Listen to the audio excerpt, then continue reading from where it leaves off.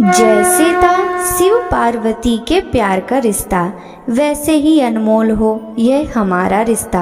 हमारे बीच में कभी कोई दूरी ना आए, आपकी उम्र मुझसे भी लंबी हो जाए। हरतालिका तीज की हार्दिक शुभकामनाएं। सभी भक्तों को सादर प्रणाम।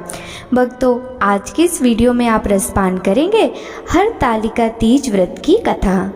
जिनके दिव्य केशों पर आग के पुष्पों की माला शोभा देती है और जिन भगवान शंकर के मस्तक पर चंद्र और कंठ में मुंडों की माला पड़ी हुई है, जो माता पार्वती दिव्य वस्त्रों से तथा भगवान शंकर दिगंबर वेश धारण किए हैं, उन दोनों भवानी शंकर को नमस्कार करती हूँ। कैलाश पर्वत के सुंदर शिखर पर माता पार्वती जी ने श्री महादेव जी से पूछा, हे महेश्वर, मुझसे आप वह गुप्त से गुप्त वार्ता कहिए जो सबके लिए, सब धर्मों से भी सरल तथा महान फल देने वाली हो। हे नाथ, यदि आप भली भांति प्रसन्न हैं तो आप उसे मेरे सम्मुख प्रकट कीजिए। हे जगन्नाथ, आप आदि मध्य और अंत रहित हैं। आपकी माया का कोई पार नहीं है। आपको मैंने किस भांति प्राप्त किया? कौन से व्रत, तप या दान के पुण्य फल से आप मुझको वर रूप में मिले? श्री महादेव जी बोले, हे देवी, यह सुन, मैं तेरे सम्मुख उस व्रत को कहता हूँ जो परम गुप्त है।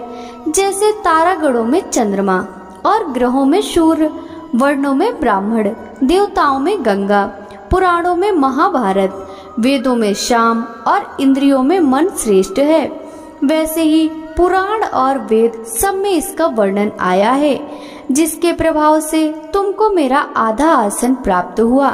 हे प्रिय, उसी का मैं तुमसे वर्णन करता हूँ। सुनो, भाद्रपद मास के शुक्ल पक्ष की हस्त नक्षत्र संयुक्त तृतीया के दिन इस व्रत का अनुष्ठान मात्र करने से सब पापों का नाश हो जाता है। तुमने पहले हिमालय पर्वत पर इसी महान व्रत को किया था, जो मैं तुम्हें सुनाता हूँ।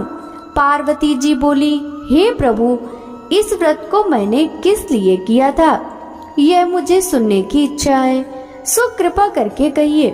शंकर जी बोले, आर्यावर्त में हिमालय नामक एक महान पर्वत है, जहाँ अनेक प्रकार की भूमि अनेक प्रकार के वृक्षों से सुशोभित है, जो सदैव बर्फ से ढके हुए तथा गंगा की कलकल ध्वनि से शब्दायमान रहता है। हे पार्वती जी, तुमने बाल काल में उसी स्थान पर परम तप किया था और 12 वर्ष तक के महीने में तुमने जल में रहकर तथा वैशाख में अग्नि में प्रवेश करके तप किया। श्रावण के महीने में बाहर खुले में निवास कर अन्न त्याग कर तप करती रही। तुम्हारे उस कष्ट को देखकर तुम्हारे पिता को बड़ी चिंता हुई। वे चिंतातुर होकर सोचने लगे कि मैं इस कन्या की किससे शादी करूं। इस अवसर पर दैव योग से ब्रह्मा जी के पुत्र नारद जी वहां आए। देवर्षि नारद ने तुम शैल पुत्री को देखा। तुम्हारे पिता हिमालय ने देवर्षि को अर्घ्य, पाद, आसन देकर सम्मान सहित बिठाया और कहा, हे मुनीश्वर, आपने यहाँ तक आने का कष्ट किया, कहिए क्या आज्ञा है? नारद जी बोले, हे गिरिराज, मैं विष्णु भगवान का भेजा हुआ यहाँ आया हूँ। तुम मेरी बात सुनो। आप अपनी कन्या को उत्तम वर का दान करें। ब्रह्मा, इंद्र, शिव आदि देवताओं में विष्णु भगवान के समान कोई भी उत्तम नहीं है, इसलिए मेरे मत से आप अपनी कन्या का दान भगवान विष्णु को ही दें। हिमालय बोले, यदि भगवान वासुदेव स्वयं ही कन्या को ग्रहण करना चाहते हैं और इस कार्य के लिए ही आपका आगमन हुआ है, तो वह मेरे लिए गौरव की बात है। मैं अवश्य उन्हें ही दूंगा। हिमालय का यह आश्वासन सुनते ही देवर्षि नारद जी आकाश में अंतर ध्यान हो गए और शंख, चक्र, गदा, पद्म एवं पीतांबरधारी भगवान विष्णु के पास पहुँचे। नारद जी ने हाथ जोड़कर भगवान विष्णु से कहा, प्रभु, आपका विवाह कार्य निश्चित हो गया है। इधर हिमालय ने पार्वती जी से प्रसन्नता पूर्वक कहा, हे पुत्री, मैंने तुमको गरुड़ ध्वज भगवान विष्णु को अर्पण कर दिया।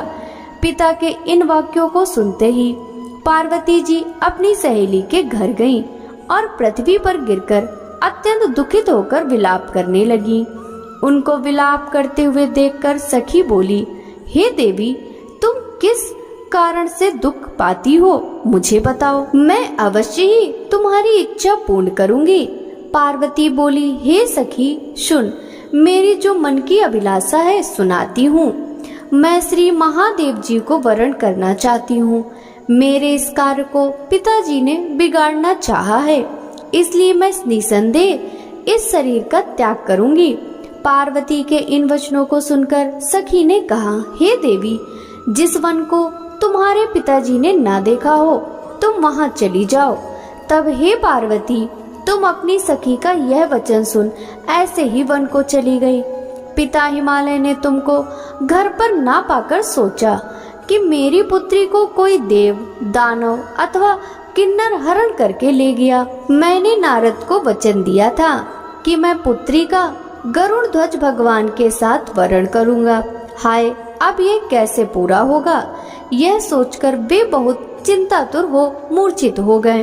तब सब लोग हाहाकार करते हुए दौड़े और मूर्छा दूर होने पर गिरिराज से बोले कि हमें आप अपनी मूर्छा का कारण बताओ।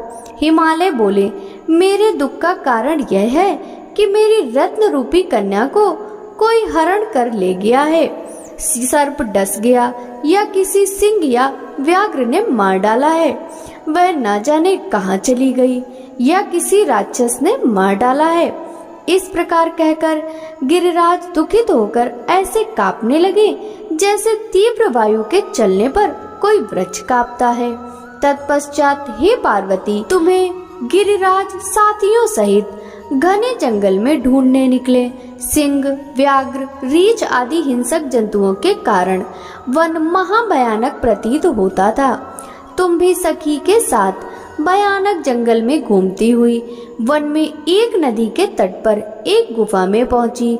उस गुफा में तुम अपनी सखी के साथ प्रवेश कर गई, जहां तुम अन्न जल का त्याग करके बालू का लिंग बनाकर मेरी आराधना करती रही। उस समय पर भाद्रपद मास की हस्त नक्षत्र युक्त तृतीया के दिन तुमने मेरा विधि विधान से पूजन किया तथा रात्रि को गीत गायन करते हुए जागरण किया। तुम्हारे उस महाव्रत के प्रभाव से मेरा आसन डोलने लगा। मैं उसी स्थान पर आ गया जहां तुम और तुम्हारी सखी दोनों थी। मैंने आकर तुमसे कहा, हे वरानने, मैं तुमसे प्रसन्न हूँ, तू मुझसे वरदान मांग। तब तुमने कहा कि हे देव, यदि आप मुझसे प्रसन्न हैं तो आप महादेव जी ही मेरे पति हों। मैं तथास्तु कहकर कैलाश पर्वत को चला गया और तुमने प्रभात होते ही मेरी उस बालू की प्रतिमा को नदी में विसर्जित कर दिया। हे सुबह, तुमने वहां अपनी सखी सहित व्रत का पारायण किया।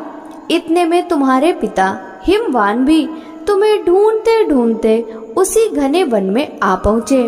उस समय उन्होंने नदी के तट पर दो कन्याओं को देखा तो ये तुम्हारे पास आ गए और तुम्हें हृदय से लगाकर रोने लगे और बोले, बेटी, तुम इस सिंह व्याघ्रादि युक्त घने जंगल में क्यों चली आई?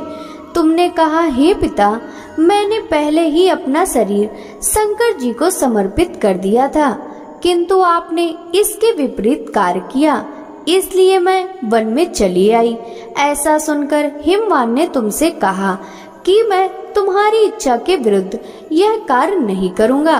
तब वे तुम्हें लेकर घर को आए और तुम्हारा विवाह मेरे साथ कर दिया। हे प्रिय, उसी व्रत के प्रभाव से तुमको मेरा अर्धासन प्राप्त हुआ। इस व्रत राज को मैंने अभी तक किसी के सम्मुख वर्णन नहीं किया है। हे देवी, अब मैं तुम्हें यह बताता हूँ कि इस व्रत का यह नाम क्यों पड़ा। तुमको सखी हरण करके ले गई थी, इसलिए हर तालिका नाम पड़ा। पार्वती जी बोली, हे स्वामी, आपने इस व्रत राज का नाम तो बता दिया, किंतु मुझे इसकी विधि फल भी बताइए कि इसके करने से किस फल की प्राप्ति होती है। तब शंकर जी बोले, इस स्त्री जाति के अति उत्तम व्रत की विधि सुनिए। सौभाग्य की इच्छा रखने वाली स्त्रियां इस व्रत को विधि पूर्वक करें। केले के खम्भों से मंडप बनाकर उसे वंदनवारों से सुशोभित करें। उसमें विविध रंगों के उत्तम रेशमी वस्त्र की चांदनी ऊपर तान दे।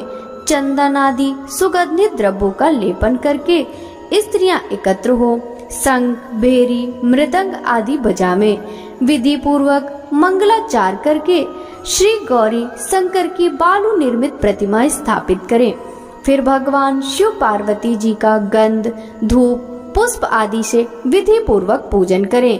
अनेकों नैवेद्यों का भोग लगावें और रात्रि को जागरण करें।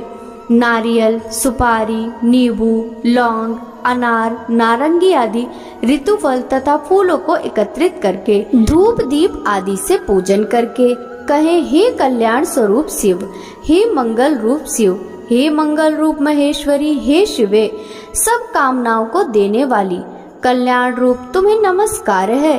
कल्याण स्वरूप माता पार्वती, हम तुम्हें नमस्कार करते हैं। भगवान शंकर जी को सदैव नमस्कार करते हैं। हे ब्रह्म रूपिणी, जगत का पालन करने वाली माँ, आपको नमस्कार है। हे सिंहवाहिनी, मैं सांसारिक भय से व्याकुल हूँ, तुम मेरी रक्षा करो। हे महेश्वरी, मैंने इस अभिलाषा से आपका पूजन किया है। हे पार्वती माता, आप मेरे ऊपर प्रसन्न होकर मुझे सुख और सौभाग्य प्रदान कीजिए। इस प्रकार के शब्दों द्वारा उमा सहित शंकर जी का पूजन करें। विधि पूर्वक कथा सुनकर गौ, वस्त्र, आभूषण आदि ब्राह्मणों को दान करें। इस प्रकार के व्रत करने वाले के सब पाप नष्ट हो जाते हैं। बोलिए पार्वती मैया की जय हो, भगवान शंकर की जय हो। जय गणेश, जय गणेश देवा, माता जाकी पार्वती पिता महादेवा। जय गणेश, जय गणेश, जय गणेश देवा, माता जाकी पार्वती पिता महादेवा। एक दंत दयावंत चार भुजाधारी, माथे सिंदूर शोहे मूस की सवारी। जय गणेश, जय गणेश, जय गणेश देवा, माता जाकी पार्वती पिता महादेवा। पान चढ़े, फल चढ़े और चढ़े मेवा, लड्डून का भोग लगे संत करे सेवा। जय गणेश, जय गणेश, जय गणेश देवा, माता जाकी पार्वती पिता महादेवा। अंधन को आँख देत, कोढ़िन को काया, बांझन को पुत्र देत, निर्धन को माया। जय गणेश, जय गणेश, जय गणेश देवा, माता जाकी पार्वती पिता महादेवा। सूर्य श्याम शरण आए, सफल कीज सेवा, माता जाकी पार्वती पिता महादेवा। दीनन की लाज रखो शंभु सुतकारी, कामना को पूर्ण करो जाऊं बलिहारी। जय गणेश, जय गणेश, जय गणेश देवा, माता जाकी पार्वती पिता महादेवा। ओम जय शिव ओंकारा, स्वामी जय शिव ओंकारा। ब्रह्मा विष्णु सदा शिव, अर्धांगी दारा। ओम जय शिव ओंकारा, एकानन चतुरानन पंचानन राजे। हंसासन गरुडासन, वृषवाहन साजे। ओम जय शिव ओंकारा। दो भुज चार चतुर भुज, 10 भुज अति शोहे। तीनों रूप निरखता त्रिभुवन जन मोहे। ओम जय शिव ओंकारा। अच्छे माला वने माला मुंड माला धारी चंदन मृग मद शोहे बोले शुभकारी। ओम जय शिव ओंकारा। श्वेतांबर पीतांबर बाघांबर अंगे शनकादिक ब्रह्मादिक प्रेतादिक संगे। ओम जय शिव ओंकारा। कर के मध्य कमंडलु चक्र त्रिशूल धरता जग करता सुख करता जग पालन करता। ओम जय शिव ओंकारा। ब्रह्मा विष्णु सदा शिव जानते अविवेका प्रणवाक्षर के मध्य ये तीनों एका। ओम जय शिव ओंकारा। त्रिगुण स्वामी जी की आरती जो कोई जन गावे कहत शिवानंद स्वामी मन वांछित फल पावे। ओम जय शिव ओंकारा। स्वामी जय शिव ओंकारा। जय पार्वती माता मैया जय पार्वती माता। ब्रह्म सनातन देवी शुभ फल की दाता। जय पार्वती माता। अरिकुल पद्म विनाशिनी जय सेवक त्राता। जग जीवन जगदम्बा हरिहर गुण गाता। जय पार्वती माता। सिंह को वाहन साजे कुंडल है साथा। देव वधू जहाँ गावत नृत्य करत ताता। जय पार्वती माता। सतयुग शील सुसुंदर नाम सती कहलाता। हेमांचल घर चनमी सखियन रंग राता। जय पार्वती माता। शुंभ निशुंभ विदारे हिमांचल त्याता। सहस भुजा तनुधर के चक्र लियो हाथा। ओम जय पार्वती माता। सृष्टि रूप तू ही जननी शिव संग रंग राता। नंदी भृंगी बीन लाई सारा मद माता। जय पार्वती माता। देवन अरज करते हम चित को लाता। गावत दे दे ताली मन में रंग राता। जय पार्वती माता। पार्वती मैया की आरती जो कोई नर गाता। सदा सुखी रहता सुख संपत्ति पाता। जय पार्वती माता। मैया जय पार्वती माता। बोलिए पार्वती मैया की जय। कथा पसंद आई हो तो वीडियो को लाइक कीजिएगा। राधे राधे।